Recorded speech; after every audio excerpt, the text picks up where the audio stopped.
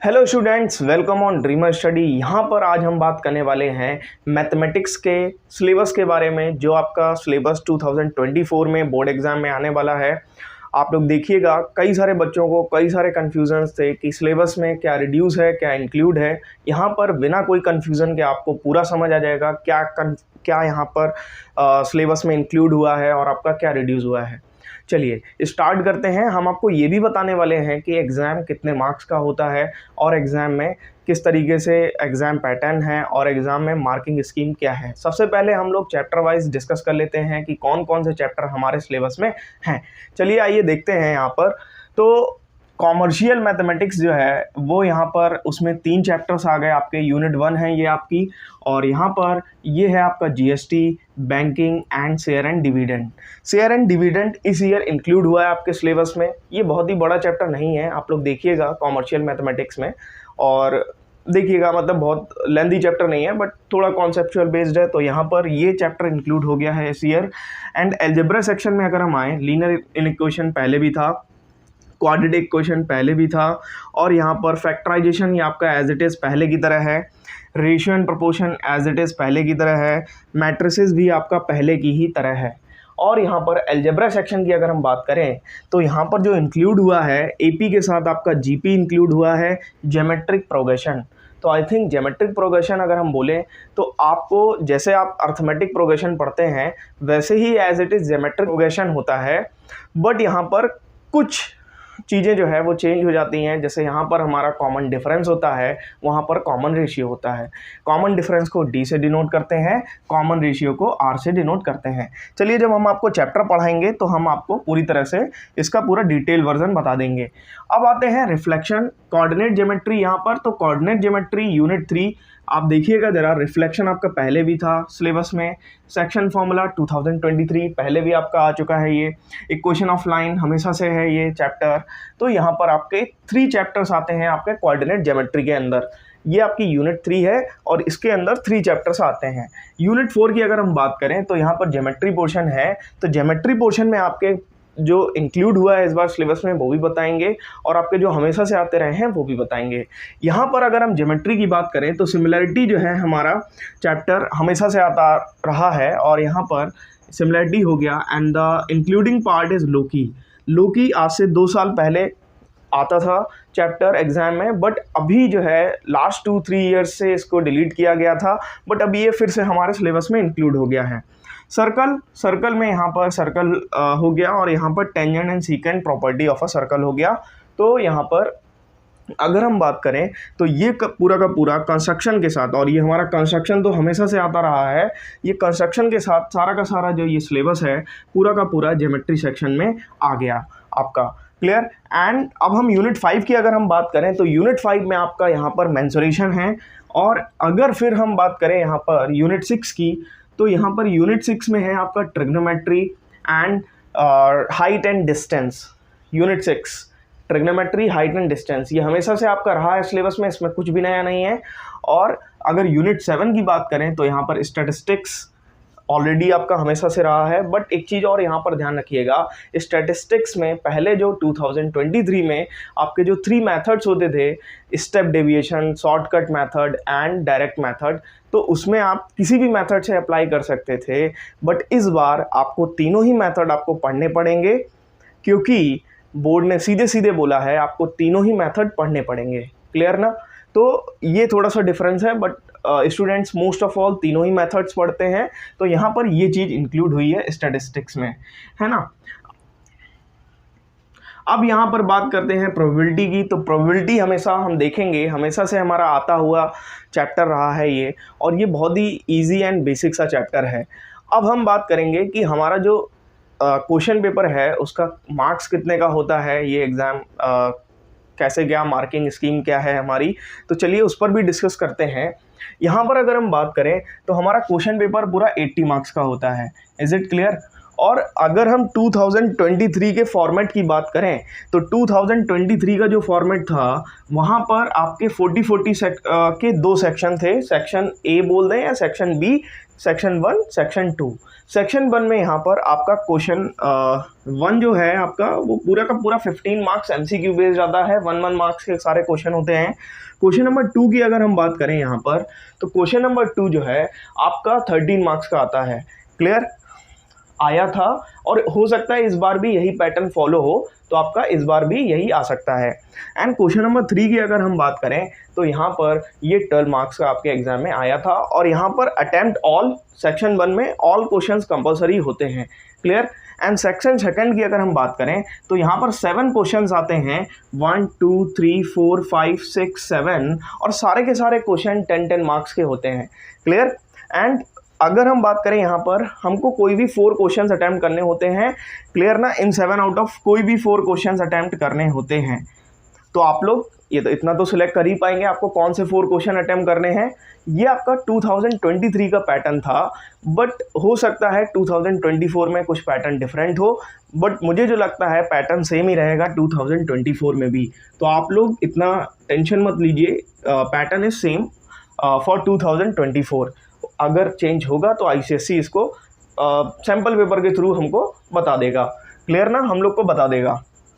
अभी अगर हम बात करें मार्क्स डिस्ट्रीब्यूशन की, तो किस तरह से मार्क्स डिस्ट्रीब्यूशन हुआ है chapter wise and unit wise.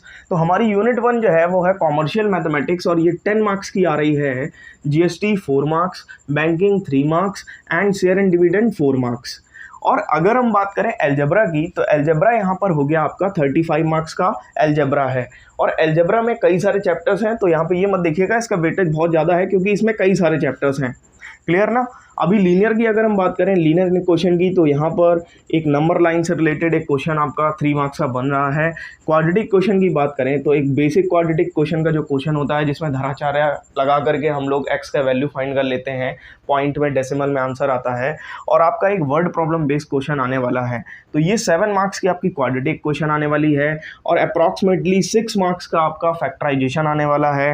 Ratio and proportion की अगर हम बात करें तो ये भी आपका 6 मार्क्स का एग्जाम में आने वाला है। मैट्रिसेस की अगर हम बात करें यहाँ पर, तो मैट्रिसेस यहाँ पर 6 मार्क्स की एग्जाम में आ सकती है। हो सकता है थोड़ा बहुत फ्लक्चुएशन कर सकता है, 4 to 5 मार्क्स आ जाए, है ना। तो यहाँ पर इस चीज़ को ध्यान रखिएगा। AP एंड GP की अगर हम बात करें तो AP एंड GP में आपका 3 मार्क्स का AP आ सकता है, 4 मार्क्स का GP आ सकता है, या फिर और भी ज़्यादा मार्क्स का आ सकता है। तो आप लोग को बहुत ज़्यादा टेंशन AP GP को लेकर के नहीं लेनी है। मैं इसमें एक डिटेल्ड वीडियो आपके लिए बना दूंगा, जिससे कि आपको AP GP का एक भी डर नहीं रहेगा एग्जाम में, जो भी आपसे पूछा जाएगा। क्लियर ना। बल्कि वैसे तो मैं सारा ही का सिलेबस बनाऊंगा, है ना, और बट आप लोग का थोड़ा सा मुझे जो है फीडबैक चाहिए। बिकॉज ऑफ फीडबैक से ये पता चलता है कि हाँ, मैं किस तरह से आपको डिलीवर कर पा रहा हूँ, जो भी मैं बता रहा हूँ आपको वो बात समझ आ रही है या नहीं आ रही है। Is it clear. चलिए, अब यहाँ पर अगर हम बात करें कोऑर्डिनेट ज्योमेट्री की, तो कोऑर्डिनेट ज्योमेट्री आपकी 14 मार्क्स की है। रिफ्लेक्शन की अगर हम बात करें तो रिफ्लेक्शन आपका 4 से 5 मार्क्स का एग्जाम में आने वाला है। सेक्शन फॉर्मूला 3 मार्क्स का एक क्वेश्चन आने वाला है आपके एग्जाम में, और एक क्वेश्चन ऑफ लाइन की बात करें तो ये 6 to 7 मार्क्स की एग्जाम में आने वाली है। अब हम यूनिट 4 ज्योमेट्री सेक्शन की अगर हम बात करें तो ज्योमेट्री सेक्शन का भी वेटेज बहुत इंपॉर्टेंट रहता है एग्जाम में, बिकॉज ऑफ यहाँ पर ज्योमेट्री सेक्शन में 20 से 22 मार्क्स तक का एग्जाम में आता है। अगर हम बात करें यहाँ पर सिमिलरिटी, यहाँ पर 4 to 5 मार्क्स की आपके एग्जाम में आएगी। क्लियर ना। लोकी, ये चैप्टर नया इंट्रोडक्शन हुआ है, तो यहाँ पर 3 to 4 मार्क्स का लोकी से भी आपका डेफिनेटली आने वाला है। 3 मार्क्स का तो आने ही वाला है। क्लियर ना। अभी सर्कल की अगर हम बात करें, सर्कल बेसिक सर्कल्स थे, तो यहाँ पर 5 to 6 मार्क्स का सर्कल से आने वाला है, और इसी का ही पार्ट है टेंजेंट एंड सीकेंट प्रॉपर्टीज, तो यहाँ पर भी 3 to 4 मार्क्स का आने वाला है। क्लियर ना।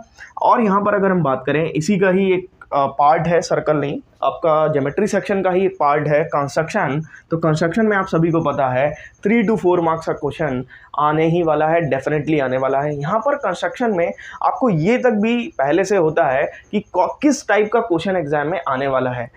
क्लियर ना। अभी हम बात करें यूनिट 5 की, तो आपका यूनिट 5 6 to 7 मार्क्स की आने वाली है। एंड यहाँ पर मेंसुरेशन जो है आपका 6 to 7 मार्क्स की एग्जाम में आपकी आएगी। क्लियर ना। तो आप लोग इसको बहुत अच्छे से प्रिपेयर करें। हाँ, अब यहाँ पर अगर हम बात करें ट्रिग्नोमेट्री, ये पूरा यूनिट है ट्रिग्नोमेट्री, ये पूरा 10 मार्क्स की आने वाली है। और फिर इसके बाद ट्रिग्नोमेट्री में भी 2 पार्ट्स हैं, trigonometry and height and distance. Trigonometry से 6 मार्क्स का आने वाला है एंड हाइट एंड डिस्टेंस से 4 मार्क्स का आने वाला है। यूनिट 7 की अगर हम बात करें, यूनिट 7 आपकी स्टैटिस्टिक्स है, ये हमेशा से 14 मार्क्स की एग्जाम में आती रही है। आप लोग को इसमें कोई डाउट नहीं होना चाहिए, बिकॉज ऑफ ये यहाँ पर ओगाइव वाला एक क्वेश्चन आपका डेफिनेटली आने वाला है, जो कि 4 to 5 मार्क्स का होगा। मेजर ऑफ सेंट्रल टेंडेंसी, जो कि आपसे स्टेप डेविएशन मेथड से करके मीन निकालने को बोल देगा, मीडियन निकालने को बोल देगा किसी क्वेश्चन में, क्लियर ना। तो आपका ये क्वेश्चन भी एक डेफिनेटली आने वाला है। हिस्टोग्राम से रिलेटेड एक क्वेश्चन आपका आने वाला है। तो आप लोग के ये जो है स्टैटिस्टिक्स को बहुत अच्छे से आप प्रिपेयर कर सकते हैं। जितना प्रैक्टिस करेंगे ग्राफ पेपर पर, उतना आपको बेहतर एक्सपीरियंस होगा, क्लियर। एंड यहाँ पर last one topic is probability. Probability जो है आपका, ये बहुत ही ईजियर टॉपिक है। आप लोग जो है इसके क्वेश्चन जितने ज़्यादा आपको जो आपके टेक्स्ट बुक में दिए गए हों, उतने ज़्यादा आप लोग करें ट्राई, तो बेटर रहेगा। अब यहाँ पर हम आपको कुछ चीज़ें और बताने वाले हैं एडिशनल आपके एग्जाम पॉइंट ऑफ व्यू से। सबसे पहले आप लोग को ये पता होना चाहिए कि आपको कौन सी टेक्स्ट बुक इस्तेमाल करनी है। वैसे तो आप लोग जो भी इस्तेमाल कर रहे हैं वो आपकी बेस्ट टेक्स्ट बुक है। आपका जो है बुक आप लोग इस्तेमाल करेंगे यहाँ पर एम एल अग्रवाल।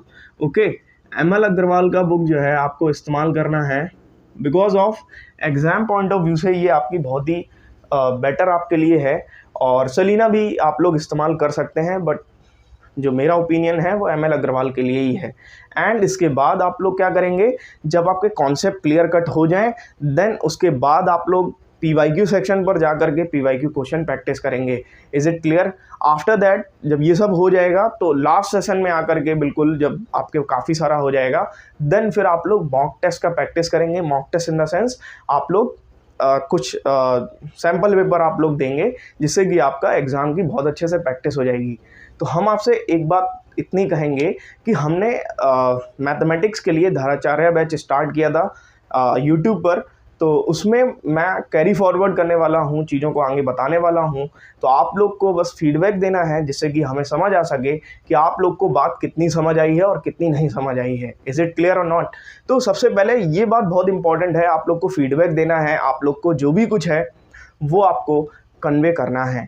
यहाँ पर लास्ट में हम आपको एक स्टोरी बताने वाले हैं, स्टोरी रिलेटेड टू जो भी आपका जर्नी है उससे रिलेटेड एक स्टोरी बताने वाले हैं। बहुत ही आपके लिए यूज़फुल स्टोरी होने वाली है, तो आप लोग यहाँ पर स्टोरी को सुनिए। एक फार्मर था जो कि बहुत ज़्यादा बिज़ी रहने के कारण वो अपनी खेती पर बहुत ज़्यादा ध्यान नहीं दे पाता था, है ना। और इस वजह से उसकी खेती पर काफ़ी सारे नुकसान हो रहे थे, और उसको किसी एक सर्वेंट का या उसको एक हेल्पर का ज़रूरत था। तो वो फार्मर जो है जा कर के एक शहर में गया, और शहर में जा कर के एक हेल्पर ढूंढने लगा। एक सर्वेंट नहीं बोल सकते, हेल्पर बोलेंगे। हेल्पर ढूंढने लगा, तो वो जिससे भी बोलता तो लोगों की अलग अलग डिमांड्स होती हैं, और जो है फार्मर को वो फुलफ़िल करना बड़ा मुश्किल था। तो एक हेल्पर ऐसा मिला जिसको जो है फार्मर ने बोला, तो फार्मर की बात उसने डिमांड उसने ले ली, मान ली कि भाई हाँ एक्सेप्टेबल है।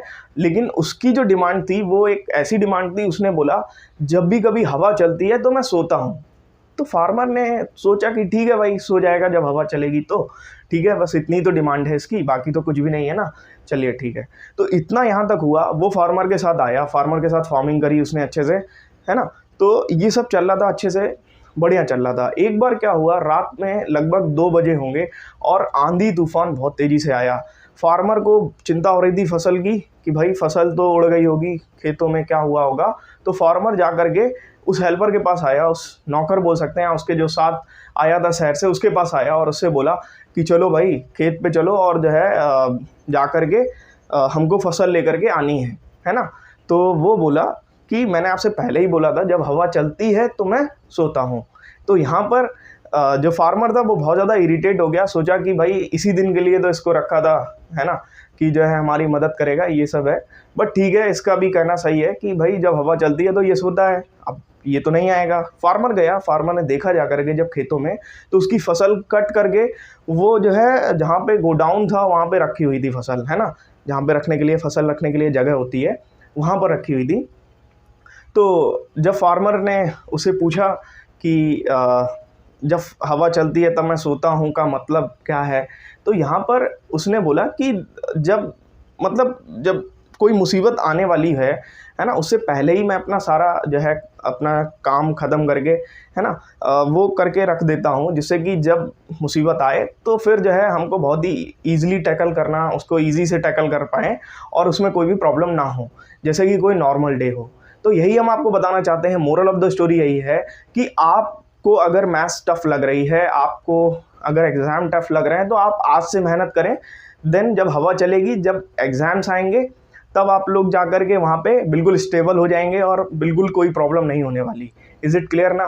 तो बस इतना ही बोलना है मेरा। तो उस फार्मर का जो वो हेल्पर था, उसने एक मोरलिटी दी, एक मोरल ऑफ द लेसन दिया। वो ये दिया कि जब हवा चलती है तब मैं सोता हूँ, उससे पहले हार्ड वर्क करता हूँ, ठीक है ना? हार्ड वर्क उससे पहले उसने किया, ऐसा उसका कहना है कि जब हवा चलती है तो मैं सोता हूँ। तो जब आपके एग्ज़ाम के डेज़ आएँगे, जब आपको लगेगा बाकियों को मुश्किल लग रहा होगा, आपको ईज़ी लग रहा होगा, तो starts from today and not procrastination for tomorrow, कि भाई प्रोक्रास्टिनेशन ना करें कि कल के लिए टाल दें। Okay and okay, bye all of you, take care. जितना हो सके उतना शेयर भी करें, बिकॉज ऑफ मैं आपके लिए ऐसे ही और भी कई सारे वीडियोस बनाता रहूँगा, बट मोस्ट इम्पॉर्टेंट पार्ट ये है कि आप लोग को फीडबैक देना है। दूसरा बात है कि आप लोग को बहुत अच्छे से पढ़ाई करनी है, ये सबसे इम्पॉर्टेंट पार्ट है। बाकी सारे पार्ट्स भले ही आप भूल जाएं, आपको इम्पॉर्टेंट पार्ट है आपको पढ़ाई करनी है। Okay, bye all of you, take care.